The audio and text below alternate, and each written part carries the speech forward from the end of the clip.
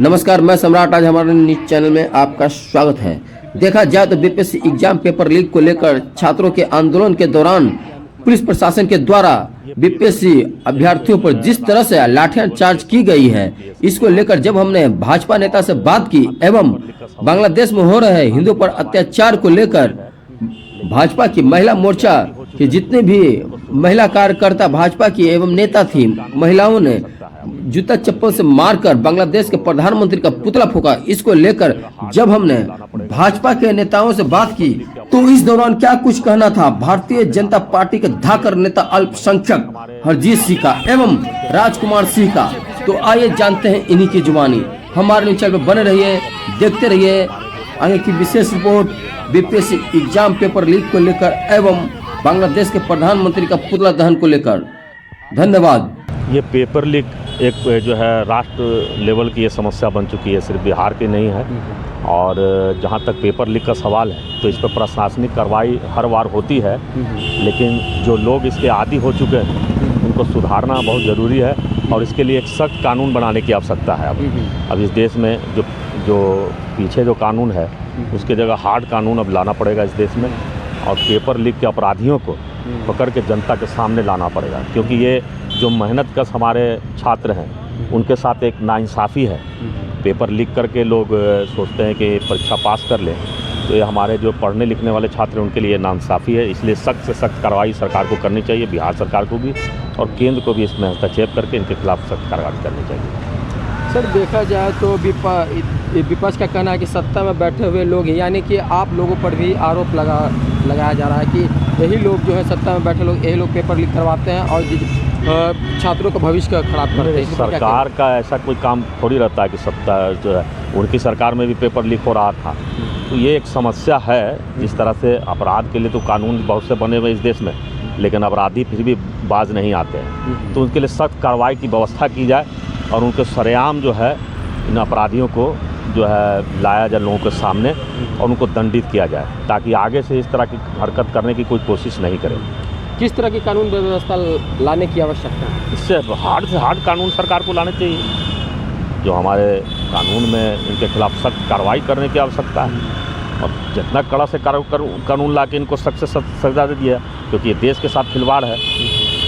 देखा जाए तो आप विपक्ष का कहना है कि इसके ऊपर स्पीड डायल होना चाहिए, लगभग 10 दिनों या 1 महीने के अंदर इस पर उचित कानूनी कार्रवाई एकदम एक जो है हमेशा इस पर फास्ट ट्रायल करके इसको जो है जल्द से जल्द सजा देनी चाहिए ऐसे लोगों को जो भी इसमें इन्वॉल्व हैं। यानी कि आप उनके खिलाफ हैं जो भी सत्ताधारी, एकदम चाहे सत्ताधारी हो चाहे विपक्ष के लोग हो, कोई हो, अपराधी है। नीतीश कुमार जी की सरकार में अपराधियों के लिए कोई जगह नहीं है, चाहे अपराधी हो, पेपर लीक करने वाले हों या गोली पिस्तौल चलाने वाला कोई भी अपराधी हो, उनके लिए कोई यहाँ पर सख्त कानून है। तभी तो बिहार में यहाँ सुशासन का सरकार चल रही है।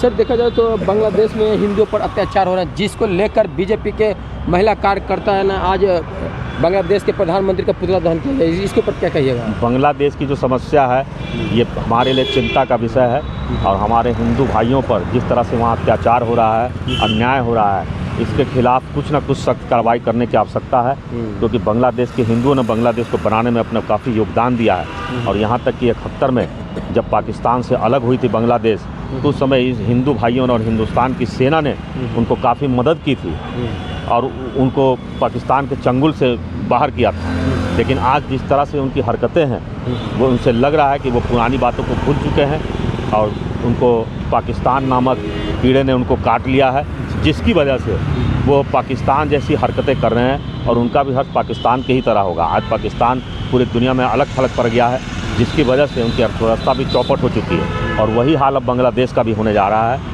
वो दुनिया के नक्शे पर अलग थलग पड़ जाने के बाद वो उनकी आर्थिक स्थिति भी अब डावाडोल हो जाएगी। बहुत जल्द आप सुनने में आएगा, आप देखते जाइए आगे क्या होता है। आप क्या कहिएगा? देखा जाए तो भारत का पूर्व में इतिहास रहा कि वो बांग्लादेश भारत का अंग रहा है, इसके ऊपर क्या कहिएगा? उसके बावजूद भी हिंदुओं पर अत्याचार किया जा रहा है। बांग्लादेश भारत का अंग तो रहा ही है, लेकिन अभी का जो स्थिति है, जो हिंदुओं पर अत्याचार, वो ड्यू टू पाकिस्तान के तर्ज पर चल रहे हैं। और जिस तरह से पाकिस्तान ख़त्म हो गया, उसी तरह से बांग्लादेश का भी जिस तरह से कर रहे हैं हिंदुओं पर, उनका भी वही हर्ष होगा जो पाकिस्तान का हुआ। देखा जाए तो बीजेपी के जितने भी महिला कार्यकर्ता थे वो चप्पलों से उनके पुतलों को मारकर पुतला दहन किए हैं। ठीक है, महिलाएं तो ये दुख तो है, होगा ही ना। सारे पूरे हिंदुस्तान के लोगों को दुख होगा जो हिंदुओं पर वहाँ अत्याचार हो रहा है। तो अगर उसको चप्पल से मारा जा रहा है तो वो तो बहुत कम ही है। अच्छा, बहुत कम है। हाँ, उसको तो पटक के मारना चाहिए। अच्छा, इस तरह का जिस तरह से ये लोग कर रहे हैं तो उस तरह से तो इनको और भी सख्त कार्रवाई किया जाए। दुख इसमें ये हो रहा है कि विपक्ष की पार्टियां, हमारे यहाँ जितने भी विपक्षी पार्टियां हैं, जो हर मुद्दे पर बड़ा जोर शोर से हंगामा करती है। कोई गली में भी कोई जो है, मोहल्लों में भी, स्थानीय लेवल पर भी कोई मारपीट होता है तो उसे हिंदू मुस्लिम का रंग दे देते हैं और कहते हैं कि मुस्लिमों को सताया जा रहा है। लेकिन ये जो हिंदू समाज की इतनी बड़ी संख्या पूरे चैनल पूरे विश्व में चल रहे हैं, सभी लोग देख रहे हैं, अंतर्राष्ट्रीय राष्ट्रीय चैनलों पर देख रहे हैं न्यूज़ को, लेकिन इनके मुंह नहीं खुल रहा है। तो इससे साफ जाहिर होता है कि इनका दोहरा रवैया, ये हिंदुओं को लेकर उनके मन में जो नफरत है ये साफ जाहिर हो रहा है लोगों के पास, लोगों के सामने।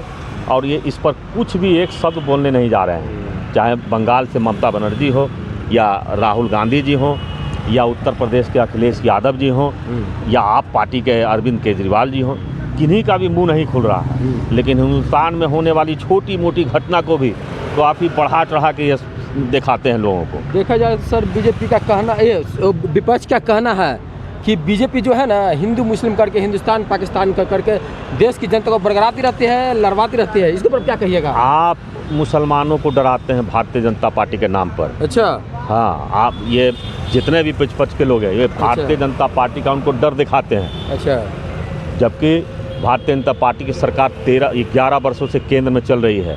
जिस तरह से मुस्लिम समाज का विकास हो रहा है वो देखने लायक है। उससे पहले मुस्लिम समाज के लोगों की क्या स्थिति थी, लोग पंचर बनाने के लिए मजबूर थे। आज मुस्लिम समाज का उत्थान हो रहा है।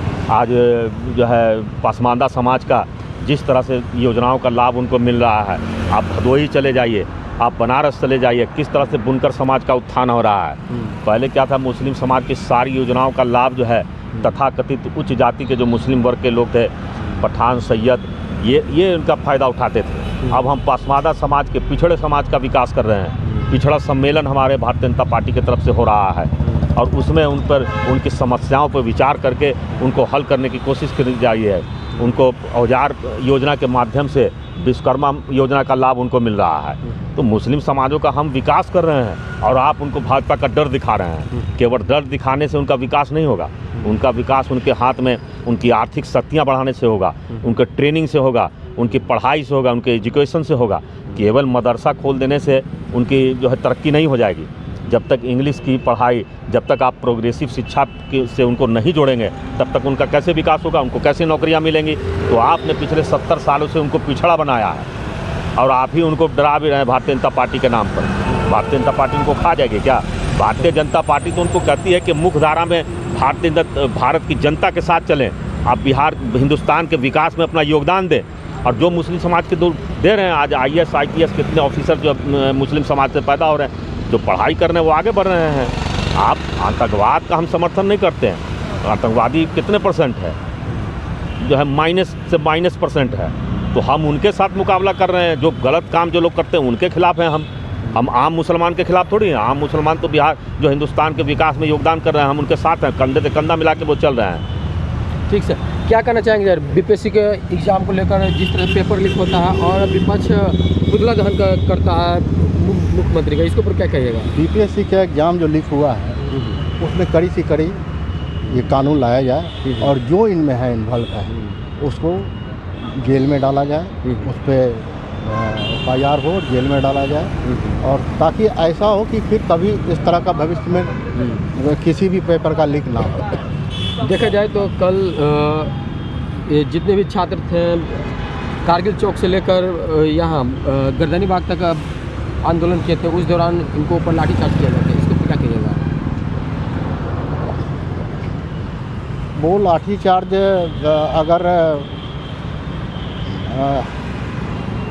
उसमें ऐसा है ना कि लाठीचार्ज अगर हुआ है तो वो तो गलत हुआ है और उस पर जो लीक कर रहे हैं ना उसी पर कार्रवाई होनी चाहिए।